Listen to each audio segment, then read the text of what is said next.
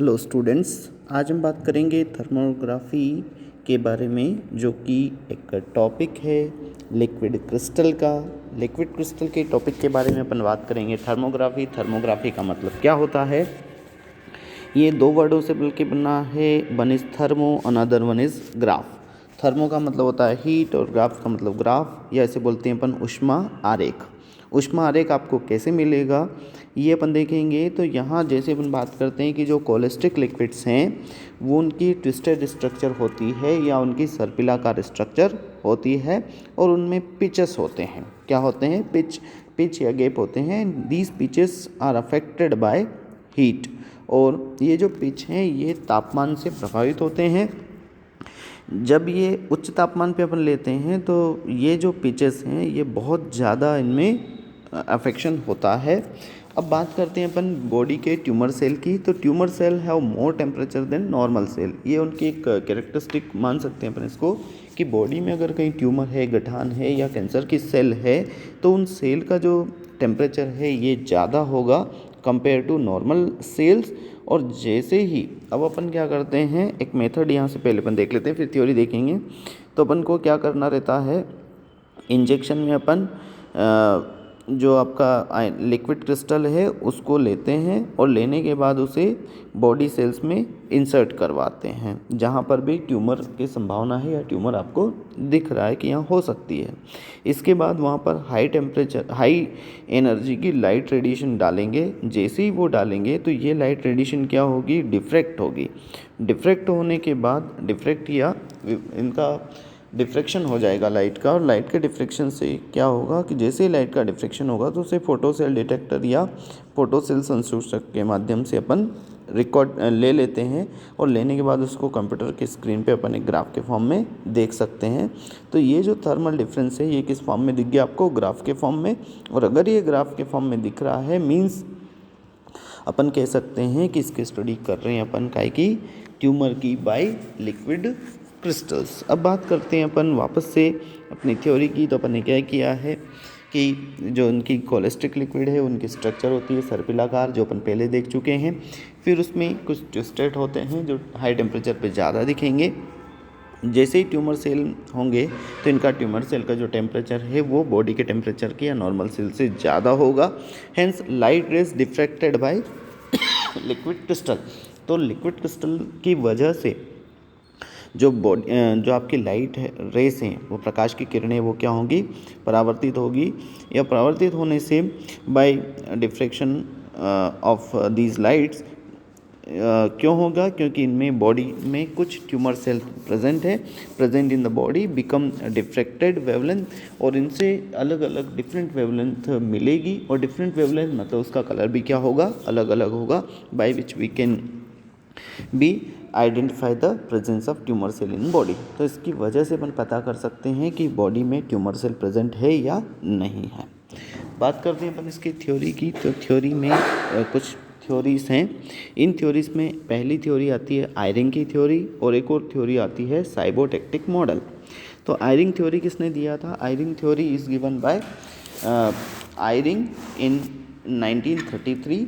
उन्होंने इनको जो माना है, गैसियस मॉलिक्यूल्स को कंसिडर किया है, मतलब जो लिक्विड है उसे कंसिडर किया है कि उसमें कुछ गैसियस स्ट्रक्चर भी होते हैं। तो आप जैसे इस स्ट्रक्चर में देख रहे होंगे कि यहाँ आपको कुछ स्ट्रक्चर दिख रहा है। जो नीचे के साइड वाला हिस्सा है ज़्यादा भरा हुआ है, means it is behaves like liquid, और ऊपर का जो हिस्सा है इट बिहेव्स लाइक वेपर। लेकिन साथ ही साथ इसमें यहाँ पर कुछ स्पेस ऐसा भी है जिसे उन्होंने एम्प्टी स्पेस कहा है। ये आपको तीन चीज़ें दिख रही है। सबसे नीचे एम्प्टी स्पेस है, देन लिक्विड है, देन वेपर है। अब जैसे ही अपन इसको कंसिडर करते हैं तो इसके अकॉर्डिंग उन्होंने क्या माना है, according to this some small portion of total volume is empty. जो टोटल वॉल्यूम है इस गैस लिक्विड का, उसका कुछ भाग क्या है, एम्प्टी है, खाली, and it is not occupied by molecule, और इसमें किसी तरह के कोई मॉलिक्यूल ऑक्यूपाई नहीं है या इसमें मॉलिक्यूल प्रेजेंट नहीं होते। This space is called free volume, और इसे क्या कहा उन्होंने, मुक्त आयतन कहा। मुक्त आयतन मतलब जहाँ पर कुछ भी मॉलिक्यूल प्रेजेंट नहीं है। Eight normal temperature and pressure about 3% volume 3% of total volume is free volume. सामान्य ताप और दाब पे अगर अपन देखते हैं तो लगभग 3% भाग जो है वो मुक्त आयतन के रूप में होता है, ओपन स्पेस के रूप में होता है। And as we apply very high temperature this liquid compressed very fast. और जैसे अपन कोई वॉल्यूम कोई प्रेशर अप्लाई करते हैं तो डेफिनेटली क्या होगा, कंप्रेशन होगा, संपीड़न होगा, अणु पास में आएंगे। एंड पहले तो क्या होगा, ये बहुत तेज़ गति से पास आएंगे, लेकिन जैसे ही 3% आपका कंप्रेशन होगा then compression becomes very slow. Compression क्या हो जाएगा, धीमा हो जाएगा। This free volume is same as normal molecular shape. और ये जो फ्री वॉल्यूम है ये भी कैसा होता है, नॉर्मल मॉलिकुलर शेप की तरह ही होता है। This free volume is same as molecular shape and randomly distributed in total liquid volume. और ये टोटल लिक्विड वॉल्यूम है उसमें रेंडमली डिस्ट्रीब्यूटेड है, मतलब ऐसा नहीं कि कोई एक हिस्सा खाली है, ये रेंडमली डिस्ट्रीब्यूटेड होता है। The molecules near free volume shows maximum randomness. और अगर कहीं खाली हिस्सा है तो उसके आसपास का जो मॉलिक्यूल्स हैं वो भी बहुत ज़्यादा अव्यवस्था और रेंडमनेस शो करेंगे। But the molecules away from the free volume behaves like solid. लेकिन कोई मॉलिक्यूल है जो इस फ्री स्पेस से दूर है तो फिर उसमें बहुत ज़्यादा डिस्टर्बेंस नहीं होगा, वो ऐसे सॉलिड की तरह बिहेव करेगा जिसमें वो उसकी पोजीशन फिक्स होगी। एक मॉलिकुलर वॉल्यूम, अगर मैं मॉलिकुलर वॉल्यूम को कंसिडर करूं, molecular volume is considered as molecular volume of solid is considered as Vs and molecular volume of liquid is considered as Vl, then the portion of molecules around free space, तो free space के around जो total volume होगा it can be Vl minus Vs upon Vl. This portion behaves like gas. तो ये इतना हिस्सा है जो किसकी तरह बिहेव करेगा, गैस की तरह। And the rest of the volume that is Vs upon Vl behaves like solid। और Vs upon Vl वाला जो हिस्सा है किसकी तरह बिहेव करेगा, सॉलिड की तरह। And in this way liquid crystal behaves both as solid and liquid. और इस तरह अपन कह सकते हैं कि जो ये वाला हिस्सा है ये लिक्विड की तरह भी बिहेव करेगा और सॉलिड की तरह भी बिहेव करेगा।